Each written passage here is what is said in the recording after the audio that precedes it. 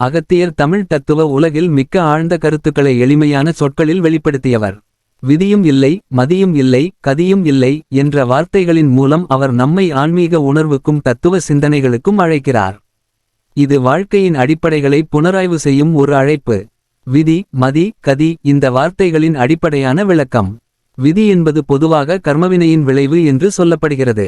ஒருவர் வாழ்க்கையில் சந்திக்கும் சுக துக்கங்களை அவர்கள் முன்னுள்ள செயல்களின் விளைவாக கருதுவார்கள்.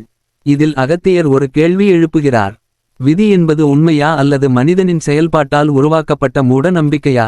அவர் கூறுவது, விதியை மனிதன் தன் ஆற்றல், அறிவு, செயல்பாடுகளால் மாற்ற முடியும்.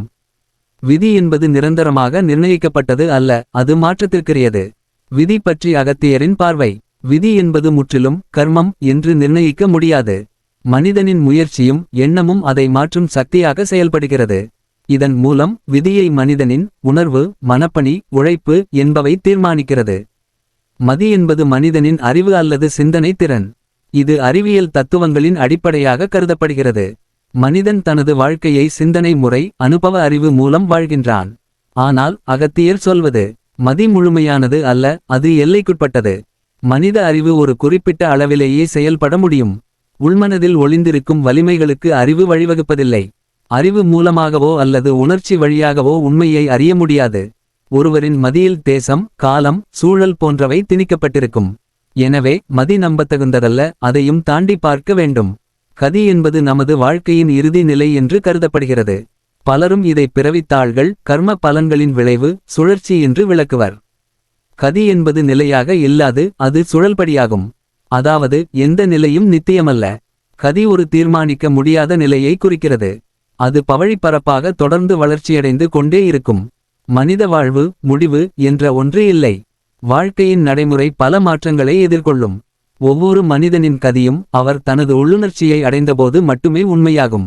விதியும் இல்லை, மதியும் இல்லை, கதியும் இல்லை அகத்தியர் கூறியதன் சூட்சுமம். கட்டுப்பாடுகளை எதிர்க்கும் சிந்தனை. மனித வாழ்க்கை மூன்றும் சார்ந்து கட்டுப்பட்டதாக இருக்கிறதா என்பதை கேள்வி கேட்க வேண்டும்.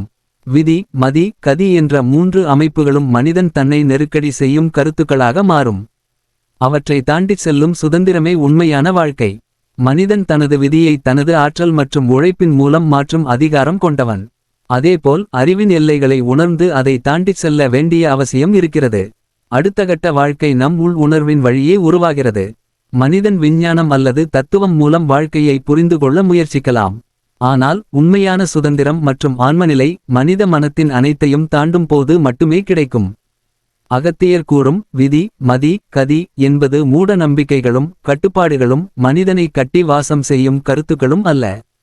மனிதன் தனது வாழ்க்கையை தன் ஆற்றல், மனதின் நிலை, ஆன்மீக விழிப்புணர்வு மூலமாக கட்டமைக்க வேண்டும். விதி என்பது மாறும் மதி எல்லைக்குட்பட்டது, கதி எந்நேரமும் மாறக்கூடியது. ஆதலால் உள்மனத்தின் மூலமே உண்மையை அடைய வேண்டும். அகத்தியர் வாக்கின் வழிமுறைகள் மனிதனின் உள்ளுணர்வை தூண்டும் சிறந்த தத்துவ கருத்துக்களாகும்.